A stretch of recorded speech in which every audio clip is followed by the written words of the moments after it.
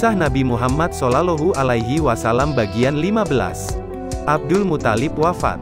Muhammad dibawa pulang oleh Ummu Aiman.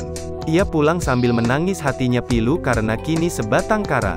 Muhammad makin merasa kehilangan. Ia menjalani takdir sebagai seorang anak yatim piatu. Terasa olehnya hidup yang makin sunyi dan semakin sedih.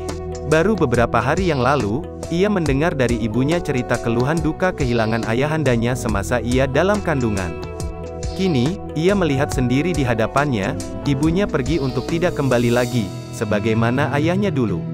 Muhammad yang masih kecil itu kini memikul beban hidup yang berat, sebagai seorang yatim piatu. Ketika tiba di Mekah, Abdul Muthalib menyambut kedatangan cucunya itu dengan rasa iba yang dalam.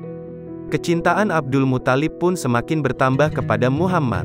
Rasa duka Muhammad mungkin agak ringan apabila kakeknya, Abdul Muthalib, dapat hidup lebih lama lagi. Namun, Allah Subhanahu wa Ta'ala sudah menentukan lain. Pada usia 80 tahun, sang kakek pun meninggal dunia. Saat itu, Muhammad berusia 8 tahun. Ia mengiringi jenazah kakeknya ke kubur sambil berlinangan air mata. Kenangan sedih sebagai anak yatim piatu membekas begitu dalam pada diri Rasulullah, sehingga di dalam Al-Quran pun disebutkan ketika Allah mengingatkan Rasulullah SAW akan nikmat yang dianugerahkan kepadanya di tengah kesedihan itu. Bukankah dia mendapatimu sebagai seorang yatim, lalu dia melindungimu? Surah Ad-Duha ayat 6. Dan dia mendapatimu sebagai seorang yang bingung, lalu dia memberikan petunjuk. Surah Ad-Duha ayat 7. Keluarga Umayyah. Kematian Abdul Muthalib merupakan pukulan yang berat bagi keluarga Hashim. Tidak ada anak-anak Abdul Muthalib yang memiliki keteguhan hati, kewibawaan, pandangan tajam, terhormat, dan berpengaruh di kalangan Arab seperti dirinya.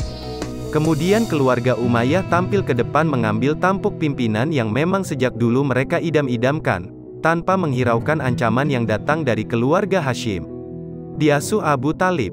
Sebelum wafat, Abdul Muthalib menunjuk salah seorang anaknya untuk mengasuh Muhammad. Ia tidak menunjuk Abbas yang kaya, namun agak kikir. Ia juga tidak menunjuk Haris, putranya yang tertua karena Haris adalah orang yang tidak mampu.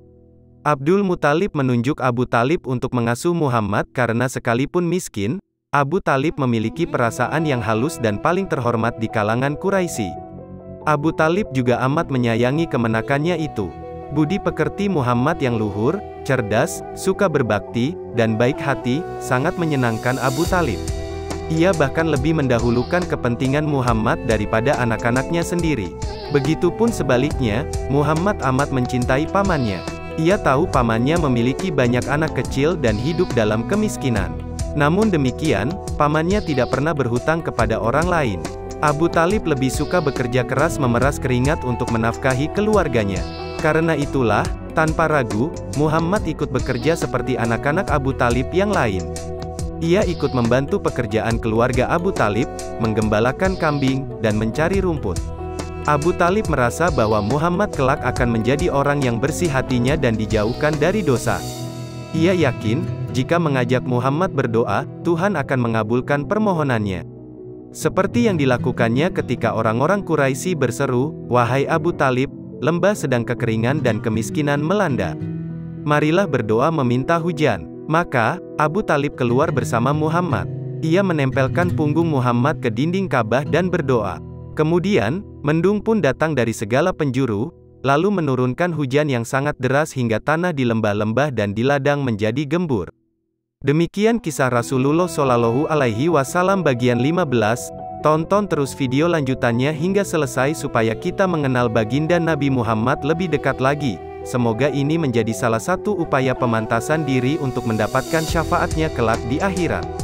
Tentunya tidak hanya mengenal kepribadian Rasulullah tapi juga melaksanakan perintah Allah dan Rasul-Nya serta menjauhkan diri dari perbuatan dosa.